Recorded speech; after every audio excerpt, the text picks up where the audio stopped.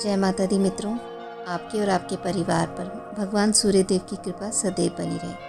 आज मैं आपको भगवान सूर्यदेव की व्रत कथा सुनाने जा रही हूँ। सालों पहले एक बुढ़िया सूर्यदेव की भक्ति में पूरी तरह से लीन थी। वो हर रविवार को सुबह स्नान कर घर के आंगन को गोबर से अच्छी तरह लिपाई करके सूर्यदेव की पूजा करती थी। फिर सूर्यदेव के लिए व्रत रखकर शाम को उन्हें भोग लगाने के बाद भोजन करती थी। उस बुढ़िया की भक्ति भावना से सूर्यदेव काफ़ी प्रसन्न थे और भगवान की कृपा से उस बुढ़िया को किसी तरह की परेशानी नहीं होती थी। उस बुढ़िया की खुशी और संपन्नता को देखकर उसकी पड़ोसन को जलन होने लगी।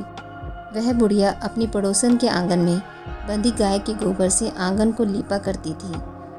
पड़ोसन ने जलन के मारे उस गाय को आंगन की जगह घर के अंदर बांधना शुरू कर दिया। अब अगले रविवार को सुबह बुढ़िया को सूर्यदेव की पूजा करने के लिए गाय का गोबर नहीं मिला, जिस कारण वह सूर्यदेव की पूजा नहीं कर पाई और पूरे दिन खुद भी भूखी रही। रात में सूर्यदेव उस बुढ़िया के सपने में आए और उससे पूजा ना करने और भोग ना लगाने का कारण पूछा। जवाब में बुढ़िया ने बताया, घर के आंगन को लीपने के लिए गोबर नहीं था, इसलिए पूजा नहीं कर पाई। पूजा नहीं करी तो भोग भी नहीं चढ़ाया। बुढ़िया की बात सुनकर सूर्यदेव उनसे कहते हैं कि मैं तुम्हारी भक्ति से प्रसन्न हूँ, इसलिए मैं तुम्हें एक गाय दे रहा हूँ। वो तुम्हारे घर को धन से भर देगी। यह कहते ही सूर्यदेव उसके सपने से चले गए। अगली सुबह जब बुढ़िया की आँख खुलती है तब वह देखती है कि उसके आंगन में एक सुंदर गाय और बछड़ा बंधा हुआ है। यह सब देखकर वह हैरान हो गई। उसे अपने सपने की कोई बात याद नहीं थी। इसे उसने सूर्यदेव की कृपा समझा और गाय को चारा देने लगी। बुढ़िया के आंगन में सुंदर गाय और बछड़े को देखकर पड़ोसन की जलन बढ़ गई। कुछ देर बाद जब बुढ़िया घर के अंदर जाती है तो गाय सोने का गोबर करती है।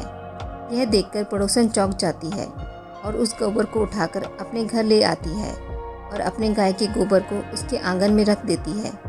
यह सिलसिला कुछ दिनों तक चलता रहा और वो पड़ोसन धनवान हो गई। इधर बुढ़िया को किसी बात की खबर नहीं थी, क्योंकि वो सूर्यदेव की भक्ति में खोई रहती थी। उधर सूर्यदेव को उस महिला की हरकतों पर काफ़ी गुस्सा आता है। उनके गुस्से के कारण धूप काफ़ी बढ़ जाती है, जिस कारण बुढ़िया गाय और बछड़े को घर के अंदर बांध देती है। उसी रात आंधी चलने लगती है, इसलिए वह गाय और बछड़े को आंगन में नहीं निकालती। रात भर गाय अंदर ही बंधी रही। सुबह जैसे ही बुढ़िया की नींद खुलती है तो वो सोने का गोबर देखकर हैरान हो जाती है। उस दिन के बाद से रोज़ाना वो गाय को घर के अंदर बांधने लगी। गाय के सोने के गोबर से बुढ़िया धनवान हो गई, जिसे देखकर पड़ोसन को और जलन होने लगी। पड़ोसन ने जलन के मारे सोने के गोबर देने वाली गाय के बारे में उस राजा को बता दिया। राजा को जैसे ही सोने के गोबर देने वाली गाय का पता चला तो उन्होंने तुरंत सैनिकों को भेजकर उसे महल लाने के लिए कहा। जब सैनिक बुढ़िया के घर पहुंचते हैं तब वह सूर्यदेव को भोग लगाकर खुद भोजन करने के लिए निवाला उठाने ही वाली थी कि तभी राजा के सैनिक गाय और बछड़े की रस्सी खोलकर उन्हें अपने साथ ले जाते हैं। बुढ़िया उनसे गाय और बछड़े को ना ले जाने की प्रार्थना करती है, लेकिन राजा के सैनिक बुढ़िया की एक नहीं सुनते।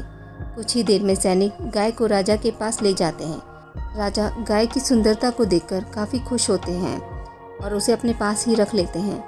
गाय व बछड़े के जाने के गम में बुढ़िया बिना खाए पिए पूरे दिन सूर्यदेव से गाय और बछड़े को लौटाने की प्रार्थना करती है। इधर दूसरे दिन सुबह राजा सोने का गोबर देखकर हैरान हो जाता है। उधर बुढ़िया भूखी प्यासी सूर्यदेव की प्रार्थना में लगी रहती है। बुढ़िया की तकलीफ देखकर सूर्यदेव अगली रात राजा के सपने में आकर कहते हैं कि अगर तुमने इस गाय और उसके बछड़े को नहीं लौटाया तो तुम्हारे राज्य पर संकट आ जाएगा, तुम्हारी धन संपत्ति सब नष्ट हो जाएगी। सूर्यदेव की बातें सुनकर राजा की नींद टूट जाती है। दूसरे दिन सुबह वो बुढ़िया को गाय और बछड़ा लौटा देते हैं, साथ ही उसे कुछ धन भी देते हैं और उसकी पड़ोसन को सज़ा देते हैं। सूर्यदेव की इस चमत्कारी गाय और बुढ़िया पर उनकी कृपा देखकर राजा पूरे नगर के लोगों को हर रविवार सूर्यदेव की पूजा करके व्रत रखने के लिए कहते हैं। तभी से ही रविवार के व्रत का चलन शुरू हुआ और राजा के पूरे राज्य में खुशियाँ ही खुशियाँ छा गई। ओम सूर्याय नमः। ओम सूर्याय नमः। ओम सूर्याय नमः। ओम सूर्याय नमः। ओम सूर्याय नमः। ओम सूर्याय नमः।